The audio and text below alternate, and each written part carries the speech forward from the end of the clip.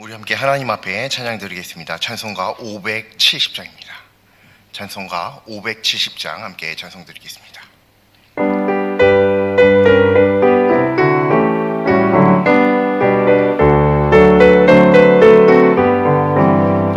주는 나를 기르시는 목자요, 나는 주님의 귀한 어린 양. 푸른 풀밭 맑은 시냇 물가로 나를 늘 인도하여 주신다. 주는 나의 좋은 목자, 나는 그의 어린 양. 저를 따라 꼴을 먹여주시니 내게 부족함 전혀 없어라. 예쁜 새들 노래하는 아침과 노을 비끼는 고운 황혼에 사랑하는 나의 목자 음성이 나를 언제나 불러주신다. 주는 나의 좋은 목자, 나는 그의 어린 양. 저를 따라 꼴을 먹여주시니 내게 부족함 전혀 없어라. 못된 짐승 나를 해치 못하고 거친 비바람 상치 못하리. 나의 주님 강한 손을 펼치사 나를 주야로 지켜주신다. 주는 나의 좋은 목자, 나는 그의 어린 양. 저를 따라 꼴을 먹여주시니 내게 부족함 전혀 없어라. 찬송가 180장입니다. 180장 함께 찬송 드리겠습니다.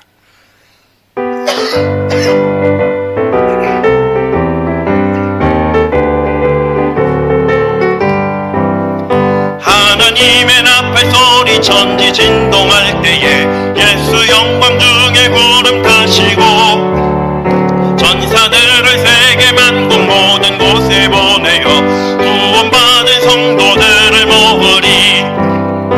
나팔 불 때 나의 이름, 나팔 불 때 나의 이름, 나팔 부를 때에 잔치 참여하겠네. 무덤 속에 잠자는 자 그때 다시 일어나 영원로운 부의 승리 얻으리. 주가 택한 모든 성도 구름 타고 올라가 공중에서 주의 얼굴 배우리. 나팔 불 때 나의 이름, 나팔 불 때 나의 이름, 나팔 불 때 나의 이름. 부를 때에 잔치 참여하겠네. 주님 다시 오실 날을 우리 알 수 없으니 항상 기도하고 깨어 있어서 기쁨으로 보좌 앞에 우리 나가서도록 그때까지 참고 기다리겠네. 나팔 불 때 나의 이름, 나팔 불 때 나의 이름, 나팔 불 때 나의 이름. 부를 때에 잔치 참여하겠네. 우리 함께 사도신경으로 하나님 앞에 신앙 고백 드립니다. 나는 전능하신 아버지 하나님, 천지의 창조주를 믿습니다. 나는 그의 유일하신 아들, 우리 주 예수 그리스도를 믿습니다.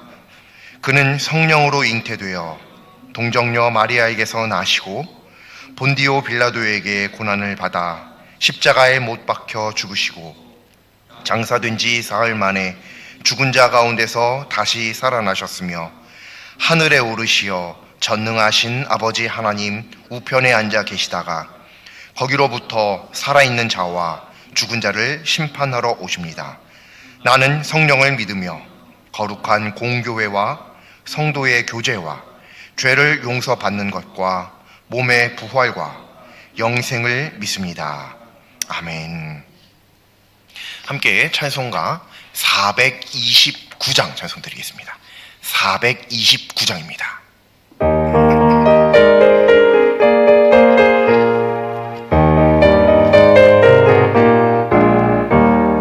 세상 모든 풍파너를 흔들어 약한 마음 낙심하게 될 때에 내려주신 주의 복을 세어라.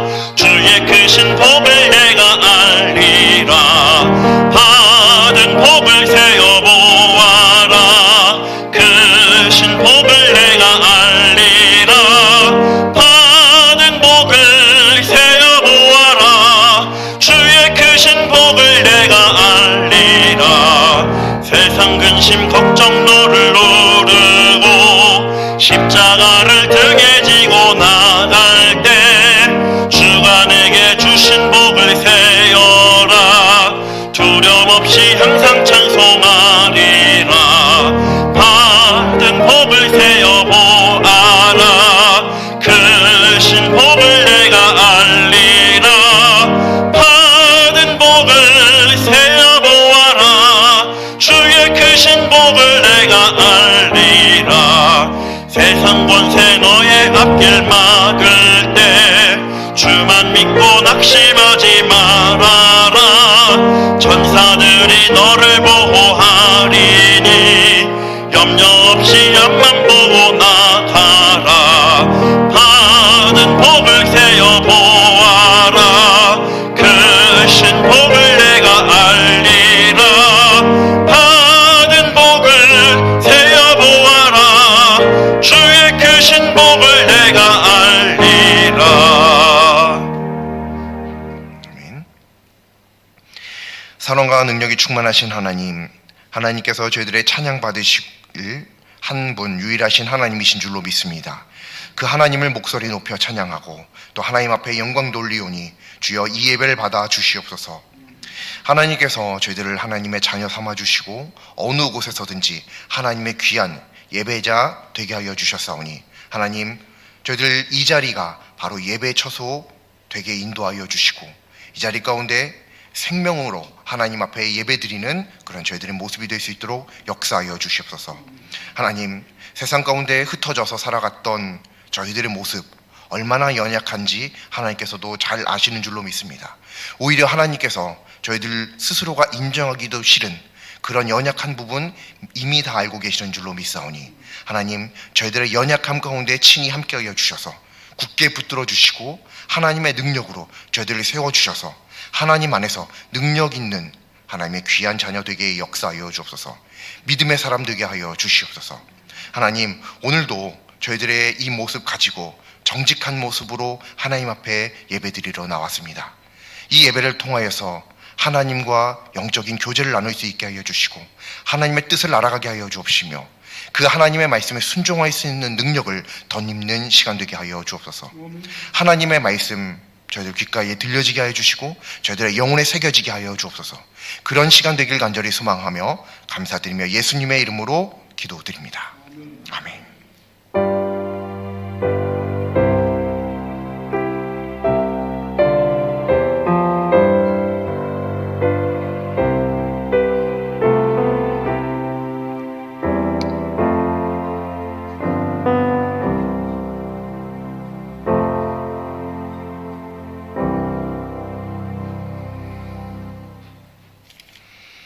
오늘 하나님 말씀 함께 보시겠습니다. 오늘 하나님 말씀은 구약성경 여호수아 3장 14절부터 17절까지 말씀입니다. 여호수아 3장 14절부터 17절까지 말씀입니다.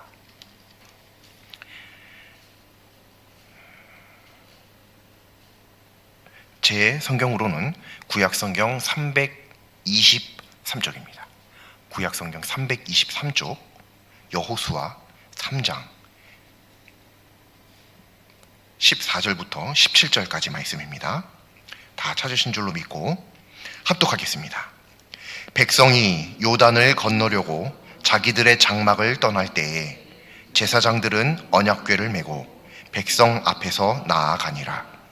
요단이 거두는 시기에는 항상 언덕에 넘치더라. 궤를 맨 자들이 요단에 이르며 궤를 맨 제사장들의 발이 물가에 잠기자 곧 위에서부터 흘러내리던 물이 그쳐서 사르단에 가까운 매우 멀리 있는 아담 성읍 변두리에 일어나 한 곳에 쌓이고 아라바의 바다 여메로 향하여 흘러가는 물은 온전히 끊어지매 백성이 여리고 앞으로 바로 건널세 여호와의 언약궤를 맨 제사장들은 요단 가운데 마른 땅에 굳게 섰고 그 모든 백성이 요단을 건너기를 마칠 때까지 모든 이스라엘은 그 마른 땅으로 건너갔더라. 아멘.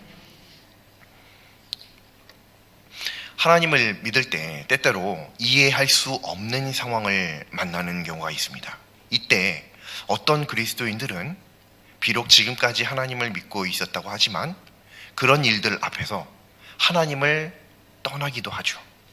하지만 오늘 하나님의 말씀을 통해서 이렇게 우리들의 삶 속에 가끔 펼쳐지는 혹은 종종 펼쳐지는 또 어떤 사람에게는 자주 펼쳐지는 이 이해할 수 없는 상황, 이 상황에서 그리스도인이 선택해야 하는 모습, 그 모습을 어떤 모습인지 깨닫는 우리 모두가 되기를 바랍니다. 오늘 하나님의 말씀은 이스라엘이 요단을 건널 때에 대한 말씀입니다. 14절 말씀을 보면 이스라엘이 요단을 건너기 위해 출발할 때 제사장들이 언약궤를 메고 이 백성들보다 먼저 앞서서 나아갔다라는 말씀이 있습니다. 그리고 15절 말씀은 이스라엘이 요단을 건너던 시기, 그 시기가 어떠한 시기였는지에 대한 설명이 있죠. 곡식을 거두는 시기로서 요단의 수위가 항상 언덕에 넘치더라 라고 기록되어 있습니다. 하지만 제사장들의 발이 물에 잠기자 16절 말씀과 같이 위에서부터 흐르던 물은 한 곳에 쌓이고 또 흘러가던 물은 온전히 끊어져서 이스라엘 백성이 여리고 앞으로 바로 건너갔다라고 하는 말씀이 있습니다. 이 모습에 대한 비교적 구체적인 묘사가 17절 말씀에 있습니다. 여호와의 언약궤를 맨 제사장들이 요단 가운데 마른 땅에 굳게 섰고 모든 이스라엘 백성이 모두 요단을 건널 때까지 마른 땅으로 건넜다라고 하는 말씀입니다. 사실 이스라엘은 이전에 홍해를 건넌 경험이 있습니다.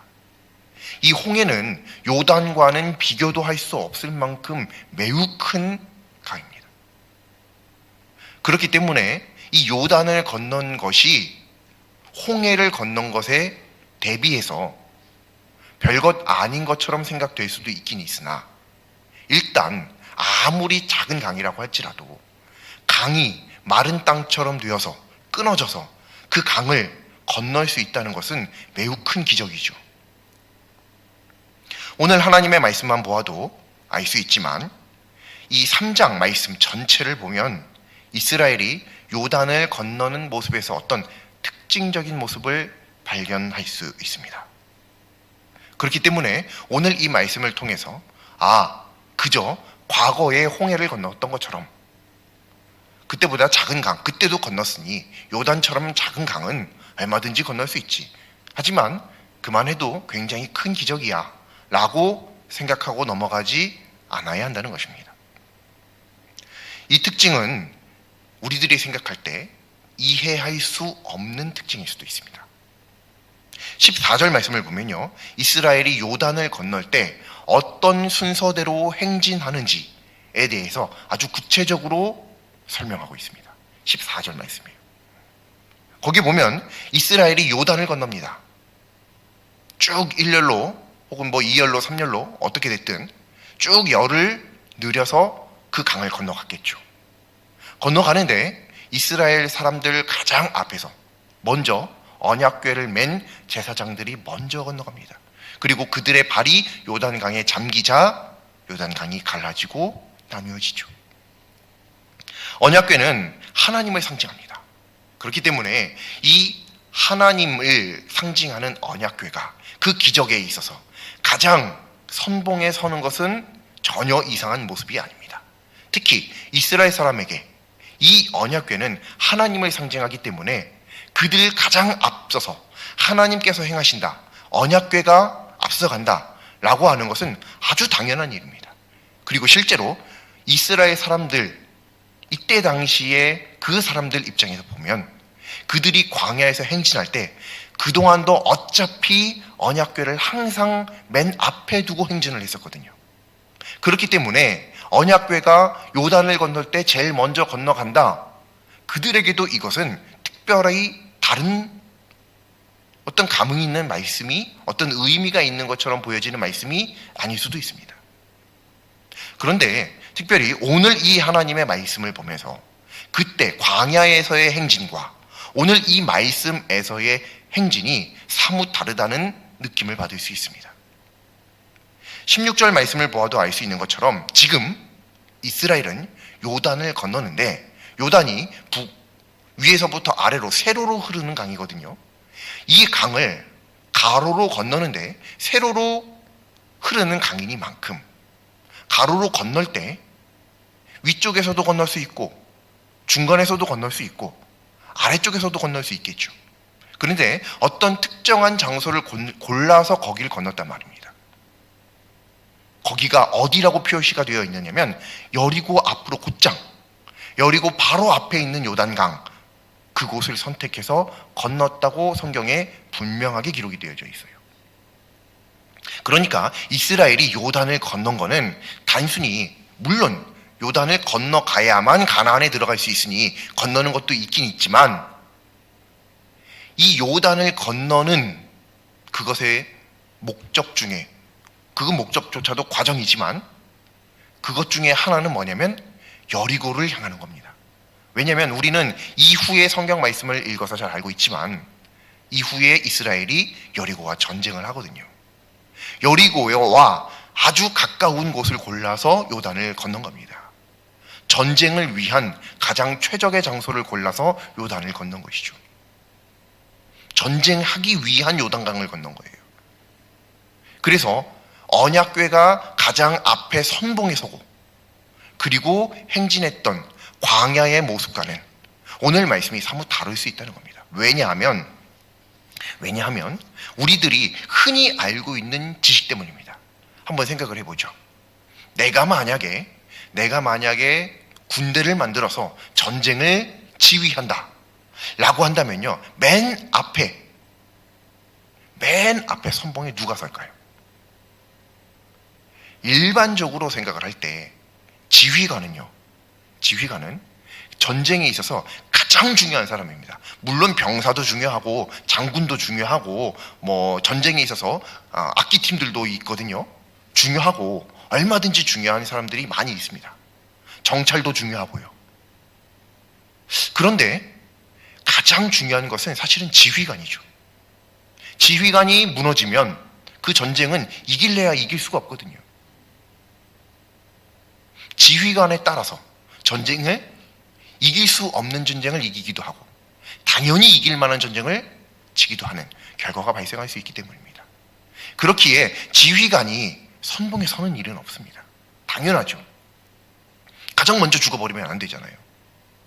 물론 병사들의 사기 진작을 위해서나 기타 다른 등등의 이유로 일부러 어떤 의도를 가지고 선봉에 서는 경우는 있을 수 있습니다.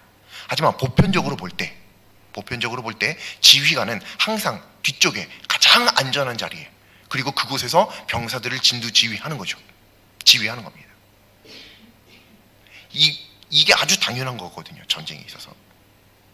그러면 이스라엘이 여리고와 전쟁을 하기 위해 지금 요단강을 건너가고 있거든요. 하필이면 요단강 수많은 장소 중에 그 여리고 바로 앞으로 건넌단 말이에요. 여리고 사람들이 그 모습을 뻔히 다 볼 수 있죠. 뻔히 그런 소식들을 정찰을 통해서 다 감시할 수도 있었고요. 왜 하필이면 그 장소로 가서 이런 위험을 감수하는가 생각을 할 수도 있죠.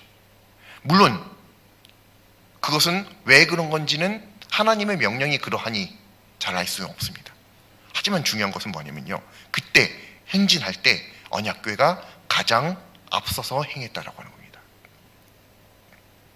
이게 왜 중요한 거냐면, 하나님께서 하나님의 전쟁에서 선봉에 서시는 거, 이거는 중요합니다. 근데 문제는 지금 내 눈앞에 있는 건 진짜 하나님이 아니라 언약궤잖아요. 언약궤요. 그 언약궤를 누가 메고 있어요? 사람들이 메고 있잖아요. 제사장이 메고 있잖아요. 우리 성경, 이전 성경 잘 기억을 해보세요. 언약궤를 아무나 지을 수 있나요? 언약궤는 아무나 못 칩니다. 오직 레위 지파만. 그럼 레위 지파면 다요? 아니요.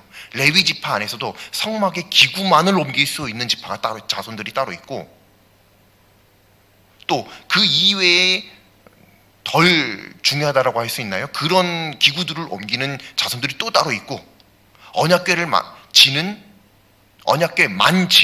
자손들이 또 따로 있습니다. 언약궤를 지는 자손들이 고핫 자손입니다. 아마 기억나실 거예요. 이 고핫 자손이 아니면 언약궤를 질 수가 없어요. 근데 잘 보세요. 이 언약궤가 가장 먼저 나가잖아요. 가장 먼저 나간다는 얘기는 뭐냐면 가장 먼저 죽을 가능성이 있다는 거예요. 가장 먼저요. 일단 전쟁을 하면 멀리서 서로 대치하면서 점점 돌격 앞으로 해서 점점 가까워져서 육탄전이 발생하게 되는데, 모병전이 발생하게 되는데, 그 이전에는 당연히 포나 총이나 미사일이나, 이때 당시에는 활을 쏠 거 아니에요. 그럼 당연히 멀리서 쏘면 가장 앞에 있는 제사장이 언약궤가 맞겠죠. 제사장이 딱 맞았어요. 쓰러졌어요. 아무나 그 언약궤를 다시 질 수 있나요? 못 져요. 레위 지파라고요? 아니요. 그래도 못해요. 오직 고핫 자손만 질 수 있는 겁니다. 고핫 자손만 손을 댈 수 있어요. 고핫 자손이 레위 지파 안에서도 몇 명이나 되겠어요. 물론 그 언약궤를 질 정도는 있겠죠, 당연히. 하지만 문제는 그것만이 아닙니다. 만약 활이나 어떤 것을 통해서 언약궤가 파손되면요, 지금 이스라엘에게 있어서 이 언약궤는 그냥 하나님 그 자체입니다. 그런 영적인 의미를 가지고 있기 때문에 언약궤가 파손된다? 그럼 그냥 그 자리에서 그냥 전쟁은 끝나는 거죠. 의미가 없습니다. 그 다음에 어떤 전술적인 능력이 있든지, 여호수아가 어떤 지략가이든지 뭐 병사들 중에 엄청난 무력군이 있다든지 그럴지라도 상관이 없다는 거예요. 이들은 오직 언약궤 하나님만 바라보고 지금 나아가는 거예요. 다른 것도 수많은 것도 있는데 하필이면 언약궤가 바로 요단강 건너서 여리고 바로 앞으로 지금 가죠. 가장 죽기 쉬운 루트로 지금 가고 있어요. 그러니까 오늘 이 말씀을 보면요, 우리들은 그때 당시에 이스라엘 백성들도 혹시 그랬는지는 모르겠습니다. 성경이 안 나왔으니까. 근데 오늘 우리가 이 말씀을 보면 도저히 이해할 수 없는 거예요. 이거는 전술도 전략도 아무것도 아니에요. 이거는 그냥 바보예요, 바보. 어떻게 언약궤를 바로 여리고 앞으로 가는데 가장 선봉에 세울 수가 있어요? 가장 뒤로 빼야죠. 그게 말이 맞죠. 나는 죽어도 언약궤만은 지켜야 될 거 아니에요. 이게 당연한 거라고요. 왜냐하면 그 언약궤가 하나님이니까요. 당연히 하나님이 선봉에 서시기도 해야 되겠지만, 그거는 거기 전쟁을 치르는 그 장소까지 갈 때, 뭐 이럴 때 안전한 속에서 그런 것이 가능한 거죠. 언제든지 죽을 수 있는 가능성이 최고조에 있는 그 위치에서 하필이면 사람보다도 하나님의 언약궤를 가장 먼저 앞세우는 그런 말도 안 되는 사람이 어디 있어요? 예를 들면 이런 거예요. 우리가 전쟁을 치르는데 나는 싸우지 않고 하나님만 자꾸 내보내는 거죠. 막 말이 안 되는 이야기지만 상상할 수도 없는 이야기죠. 상상할 수도 없는 이야기예요. 실제로 우리가 전쟁을 한다면, 우리가 만약 병사라고 한다면 지휘관은 지켜야죠. 지휘관을 지키다가 혹 내가 죽는다 해도 사실은 그건 명예죠. 그런데 어떻게 언약궤를 가장 처음에 내보낼 수 있느냐 말이에요. 근데 이게 뭔지 아세요? 하나님의 명령이었습니다. 이게 하나님의 명령이었어요. 사실 이들이 선택한 게 아닙니다.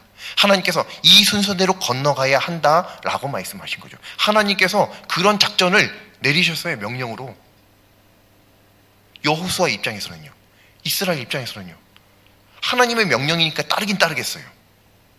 근데 영 찝찝한 거죠. 그러다가 이거 화살 몇 발이라도 잘못 맞아갖고 파손되면, 저 제사장 죽으면 사기가 그냥 뚝 떨어져 버릴 텐데, 싸우지도 못하고 그냥 질 텐데. 이해할 수가 없는 작전을 하나님께서 명령하십니다. 근데 이해할 수 없는 것도 맞아요. 그런데 그 이후의 성경 말씀 우리는 잘 기억하고 있죠. 여리고 그냥 쉽게 이겼습니다. 아무런 어려움 없이 이겨버렸죠. 그리고 우리들이 충분히 예상할 수 있었던 그 어떤 불미스러운 일도 일어나지 않았습니다. 뭐 제사장이 쓰러졌다든지 활에 맞았다든지 뭐 언약궤가 파손이 되었다든지 하는 그런 기타 등등의 일들이 아무것도 일어나지 않았어요. 오직 이스라엘의 승리로, 즉 하나님의 승리로 끝났다는 것을 우리는 잘 알고 있습니다. 바로 오늘 이 말씀을 통해서 우리가 그 부분을 이 뒤의 말씀과 연결을 시켜서 생각해 볼 때 그 부분을 기억해야 한다는 거죠. 우리는 하나님의 명령, 하나님께서 하시는 일이 때때로 이해가 안 돼요. 충분히 하나님께서 이성적으로 이해할 수 있는 말씀만을 하시기도 합니다만, 때때로는 도저히 이해할 수 없고 그 어떤 누구도 용납할 수 없는 명령을 내리실 때도 얼마든지 있을 수 있다는 거예요. 근데 그 결과는요, 그 결과는 반드시 하나님의 승리로 끝납니다. 그러므로 진정 그리스도인이라면, 하나님을 믿는 사람이라고 한다면, 비록 이해가 되지 않는 하나님의 전략, 명령이라 할지라도 그것에 무조건적인 믿음을 가지고 순종해야만 한다고 하는 겁니다. 이렇게 이해할 수 없는 하나님의 명령을 따랐어요. 그랬더니 이스라엘이 여리고와의 전쟁에서 거둔 승리를 한번 보시죠. 전쟁을 치렀나요? 잘 알고 계시죠?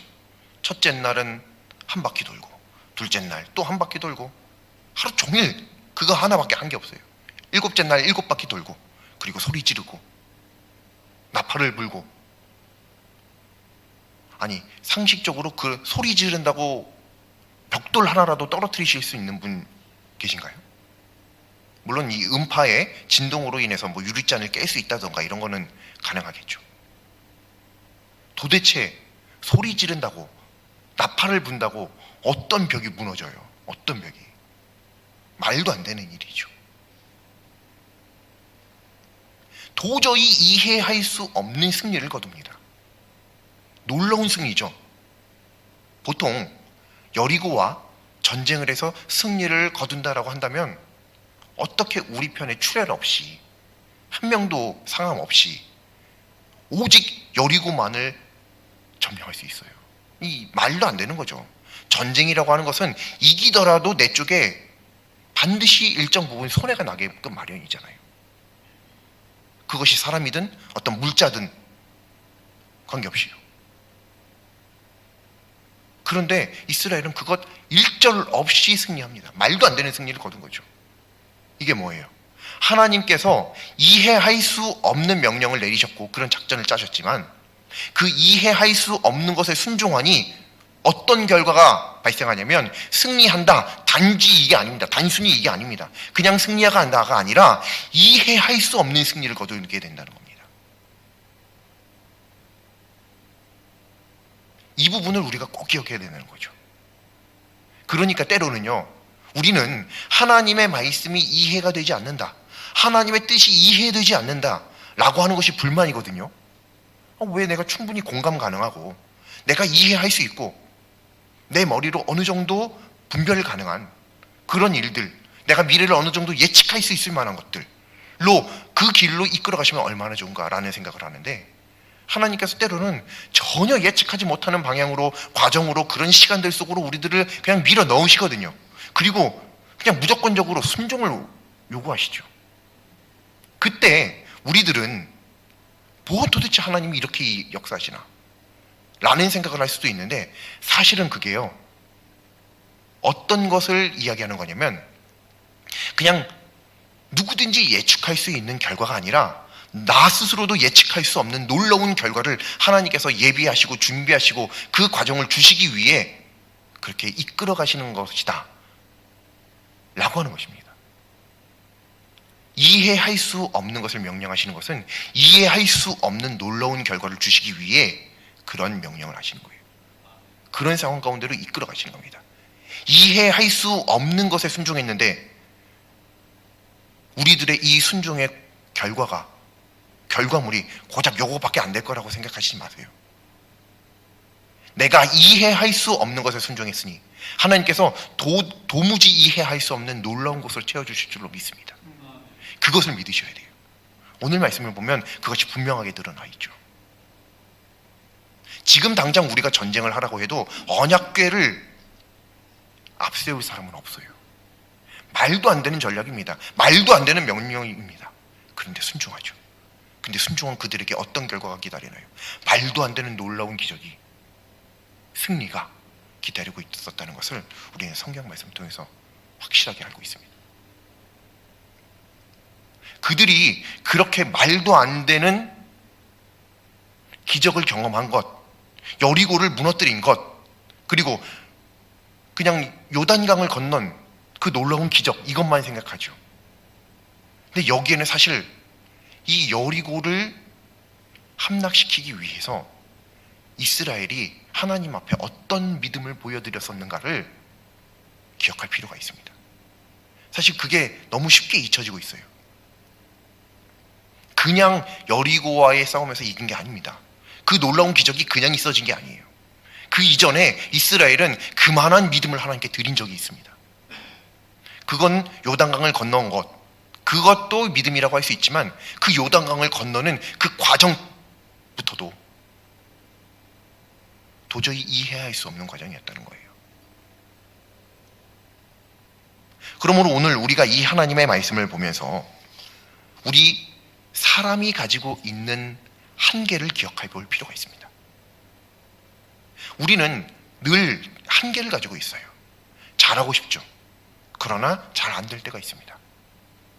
성공하고 싶죠. 그러나 성공하지 못할 때가 있습니다. 건강하고 싶죠. 하지만 건강하지 못할 때가 있습니다. 사람이 가지는 한계예요. 원하는 만큼 되지 않아요, 때때로. 그런데 하나님은 그렇지 않으십니다. 그러므로 하나님은 사람과 같은 선택을 하실 필요가 없는 분이에요. 우리는 내 머리로 충분히 이해 가능한 선택을, 합리적인 그리고 현명한 판단을 해야 된다고 생각하지만 하나님은 사람이 생각하기에 현명한 판단을 반드시 그 판단을 하실 이유가 없어요. 왜냐하면 하나님은 그 경지 너머에 계신 분이니까요. 하나님이 왜 나와 똑같은 선택을 하셔야 되죠? 하나님은 나와 얼마든지 다른 선택을 하셔도 되는 분입니다. 그리고 오히려 그것이 나에게 더 큰 복이 되는 겁니다. 근데 맨날 우리는 우리 머릿속으로만 이해되는 거. 하나님은 반드시 우리에게 이해되는 것도 허락하시지만 이해되지 않는 것도 허락하시는 분이심을 믿으시기 바랍니다. 내 머리로 다 이해하려고 애쓰지 마세요. 어차피 이해 안 됩니다. 성경이요, 이해되지 않는 것들 참 많아요. 그건 투성이에요. 도대체 무슨 말로 삼위일체를 설명할 수 있을까요? 도대체 무슨 말로 이 예정론, 엄청 중요한 교리거든요. 우리 그리스도인들에게 있어서 이걸 도대체 무슨 말로 설명할 수 있겠어요? 설명 못합니다. 어느 정도까지 이해를 돕기 위한 설명을 어느 정도까지는 할 수 있겠죠. 하지만 완벽하게는 못해요. 그거는 하나님께 가서 들어야 됩니다. 어쩔 수 없어요. 언어가 가지고 있는, 사람이 가지고 있는 한계예요. 하나님의 그 놀라움을 사람의 이 유한한 새치혀로 표현하려고 하는데 그것이 다 표현이 되겠느냐, 능이 되겠느냐라고 하는 겁니다. 따라서 하나님의 놀라운 섭리, 그냥 섭리가 아니라 당연히 아무리 작은 것도 다 섭리이기는 한데 특별히 나는 조금 더 큰 하나님의 섭리를 경험하고 싶다, 그러신 분 계시나요? 그렇다면 그만한 놀라운 이해되지 않는 큰 하나님의 말씀의 순종을 보여드려야 됩니다. 그때 그런 것들을 경험할 수 있는 거예요. 물론 뭐 꼭 주거니 받거니 돈 주고 물건을 사는 것처럼 교환하는 그런 차원의 것이 아니라 하나님께 놀라운 경험을 받고자 한다면 우리들도 그만한 믿음으로 하나님 앞에 나아갈 수 있어야 한다는 이런 측면입니다. 혹시 지금 도저히 이해할 수 없는 환경, 그런 과정 중에 있으신 분이 계시는지요? 부디 기뻐하시길 바랍니다. 이 이해 안 되는 상황이 바로 이해할 수 없을 만큼 놀라운 하나님의 복과 기적을 경험할 수 있는 아주 좋은 기회가 됨을 말입니다. 이전에는 이해할 수 없음이 불만이었을 수도 있습니다. 하지만 오늘 이 말씀을 통해서 앞으로는 오히려 하나님께서 이해되지 않는 것이, 내 머리로 다 이해할 수 없는 것이 오히려 하나님 앞에 큰 감사이고 기쁨이 될 수 있다는 것이죠. 이해할 수 없을 정도의 하나님의 역사하심과 인도하심을 위해 하나님께서 하나님의 자녀에게 어떤 이해할 수 없음에 대한 인내와 믿음을 요구하시는 줄로 믿습니다. 하나님께서 그런 말도 안 되는 이해할 수 없는 것들을 요구하시는 것은 그만큼 큰 복을 주시기 위함이라는 겁니다. 믿음 위에 굳게 서서 이해할 수 없는 환경과 과정 중에서도 이해할 수 없는 하나님의 계획과 도우심, 인도하심을 기대하면서 이미 그 승리를 이루시고 완성하신 하나님 앞에 감사와 기쁨이 충만한 우리 모두가 될 수 있기를 간절히 소망합니다. 하나님께서 이스라엘 통해서 분명히 보여주십니다. 현재 우리들이 봐도 이해되지 않는 그런 모습, 하지만 그 모습 속에서 그 끝에는 결국 하나님의 놀라운 승리가 역사하심이 기다리고 있었습니다. 현재 우리들의 이 이해되지 않는 상황들, 환경들, 어려움들 믿음으로 인내하고 견뎌내면 반드시 나는 상상도 못할 만한 놀라운 하나님의 복과 은혜로 갚아주실 줄로 믿습니다. 기대하면서, 기다리면서 이 믿음을 끝까지 저버리지 않고 붙드는 우리 모두가 될 수 있기를 간절히 소망합니다. 기도드리겠습니다. 이미 승리하신 하나님, 하나님께서 하시는 일이 도무지 이해되지 않는 것이 하나님을 떠날 이유가 아니라 충만한 감사와 기쁨의 이유됨을 오늘 하나님의 말씀을 통해 일러주시니 참 감사합니다. 창조물로서 창조주이신 하나님을 다 이해하며 자기의 틀 안에 하나님을 가두려 하지 않게 하여 주시옵소서. 오히려 하나님을 이해할 수 없을 때 이해할 수 없는 방법으로 역사하시고 또 인도해 주시는 하나님을 만나게 하여 주시옵소서. 예수님의 이름으로 기도드립니다. 아멘. 찬송가 261장 찬송 드리겠습니다. 261장입니다.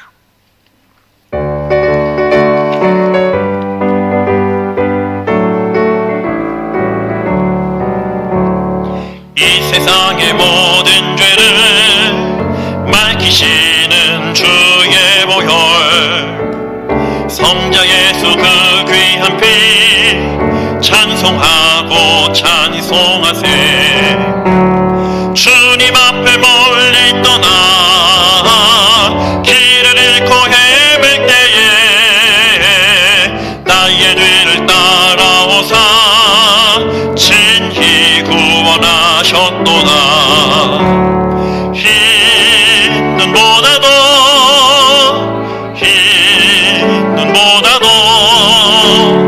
주의 흘리신 보혈로 희게 씻어주옵소서. 가시관을 쓰셨으니 피로 얼굴 물드셨고 십자가의 모진 고통 나를 위해 당하셨네. 말로 영용할 수 없는 구세주의 구속하심, 그 은혜와 크신 사랑 찬송하고 찬송하세. 힘은 보다도 주의 흘리신 보혈로 희게 씻어주옵소서. 아버지를 멀리 떠나 바른 길을 저버리고 여러가지 죄악으로 주홍같이 되었으니 물같은 것 가지고는 씻을 수가 아주 없네. 주여 귀한 보배 피로 날 정결케 하옵소서. 힘든보다도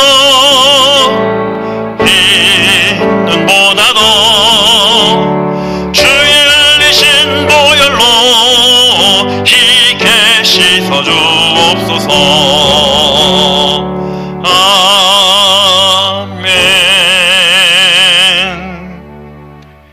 하늘에 계신 우리 아버지, 아버지의 이름을 거룩하게 하시며 아버지의 나라가 오게 하시며 아버지의 뜻이 하늘에서와 같이 땅에서도 이루어지게 하소서.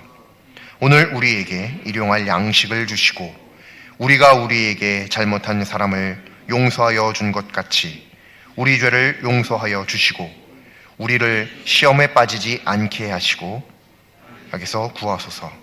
나라와 권능과 영광이 영원히 아버지의 것입니다.